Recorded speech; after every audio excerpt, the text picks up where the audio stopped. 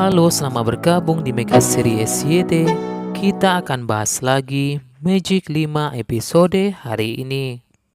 Rasya pun merasa aneh kenapa warga benci kepada mereka semua ketika asap itu datang. Warga pun kembali normal ketika asap itu hilang. Alif pun tanyakan siapakah yang jahat kepada mereka selain Praja dan Nyai Kodam. Gibran pun merasa jika ada musuh baru yang jahat kepada mereka. Di rumahnya pria misterius itu memegang sebuah foto.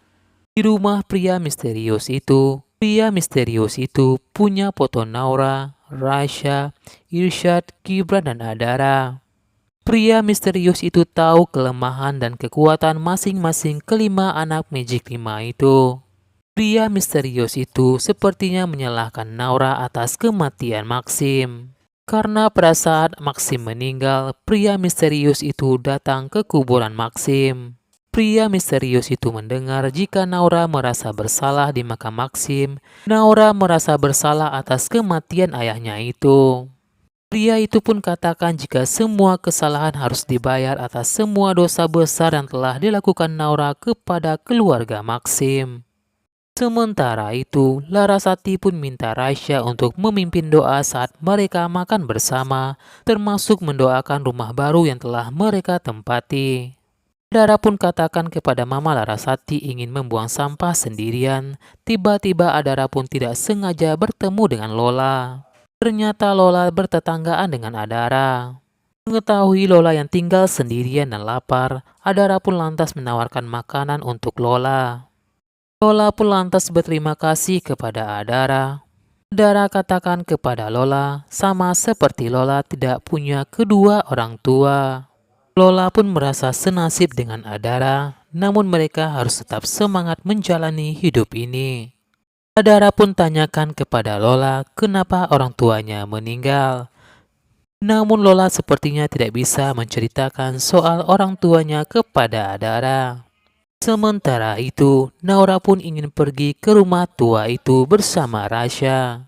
Rasya pun minta Naura agar hati-hati selama berada di rumah tua itu. Tiba-tiba Dika pun minta bantuan kepada mereka. Dika pun minta mereka untuk mencarikan tempat romantis untuk Dika menembak Adara. Rasya pun merasa aneh kenapa adiknya sekuper itu. Dika pun katakan sudah googling dan minta opsi Naura dan Rasya. Dika pun ucapkan terima kasih kepada Rasya dan memeluk Rasya karena Rasya sudah membantu Dika untuk memilih tempat yang romantis untuk Dika menembak Adara. Tiba-tiba seorang anak kecil tidak sengaja menabrak Al. Al pun sangat emosi pada anak itu dan ingin menghabisi anak itu. Namun tiba-tiba Lola pun datang dan menghajar Al. Lola pun membantu anak itu. Meski yang dihadapi Al adalah seorang wanita, Al pun tidak akan takut menghadapinya. Al pun lantas bertarung dengan wanita itu. Al pun merasa wanita itu jago bela diri. Al pun tidak ingin kalah. Al pun ingat dengan senjata sumpit beracun milik ayahnya. Al pun lantas menggunakan sumpit itu untuk menyerang Lola. Namun untung saja, Rasya dan Naura melihat Al melakukan itu. Rasya pun berhasil menyelamatkan Lola dan senjata itu berbalik mengenai Al. Tangan Al pun terluka akibat senjata sumpit beracun itu. Wanita itu pun merasa aneh kenapa sumpit itu malah berbalik mengenai Al. Al pun melihat Rasya dan Naura. Al pun yakin jika itu adalah ulah Rasya. Naura pun lantas mengejek Al karena berani melawan perempuan. Rasya pun mengatakan jika Al adalah pengecut, melawan perempuan bukan melindunginya. Lola pun merasa sanggup untuk menghadapi Al. Al pun bicara dalam hatinya jika tidak ada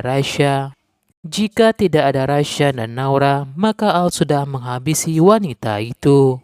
Lagi-lagi pria misterius itu mengincar Naura terlebih dahulu untuk dihabisinya. Rasya dan Naura pun akhirnya sampai di rumah tua itu. Rasya dan Naura pun masuk ke rumah itu dan melihat sebuah kursi yang bergoyang dengan sendirinya. Kursi itu berhenti setelah dipegang oleh Rasya. Bahkan kursi itu malah menyerang Rasya dan Naura. Namun Naura dan Rasya tidak apa-apa. Tak hanya itu, sebuah lemari pun jatuh hampir menimpa Rasya dan Naura. Namun untung saja mereka selamat. Naura pun merasa aneh dengan rumah itu. Mereka pun mendengar suara aneh dari rumah itu. Naura dan Rasya pun melihat sebuah tulisan jika Naura harus bertanggung jawab atas kematian ayah Maxim. Tiba-tiba mereka pun melihat seorang pria di dalam rumah itu. Naura pun mencoba masuk ke dalam pikiran pria itu, namun Naura tidak bisa. Karena pria misterius itu punya alat untuk mencegah Naura untuk masuk ke dalam pikirannya. Naura pun ingin tahu siapakah orang yang telah mengganggunya. Tiba-tiba mereka pun kaget ketika hantu bebegit dengan foto ayah Maxim. Rasya pun kesal dengan boneka hantu itu dan langsung menghancurkannya. Tiba-tiba Rasya dan Naura pun mendengar suara jika Naura harus bertanggung jawab karena telah membunuh ayahnya sendiri.